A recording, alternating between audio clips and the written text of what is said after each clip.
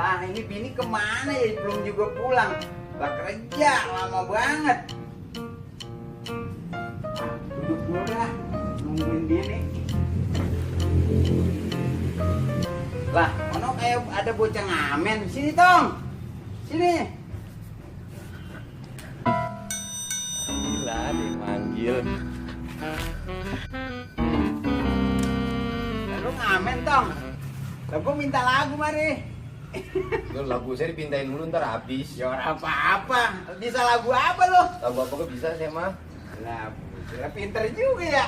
Iya emang siapa yang ngajarin? Udah, coba setel lagu lo. Radionya mana yang mau disetel? Lah lo, bukan setel radio. Orang mana sih nyetel? Mengapa di dalam hatiku merana, tak mungkin di dalam hatiku tak mungkin. Tinggalkan aku membuat. Emang anak mana lu Tong? Saya situ di ini, situ di Pamulang. Yang bener lah ngomong mah, romannya pelagak-pelagak begitu kalau orang Betawi. Ini udah saya udah disuruh nyanyi udah. Udah.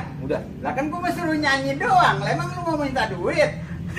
Orang dibayar. Lah orang gua mah suruh nyanyi doang di sini. Tapi saya lagi ngamen. Lah gua kata kemarin mah ge pelagak-pelagak gua.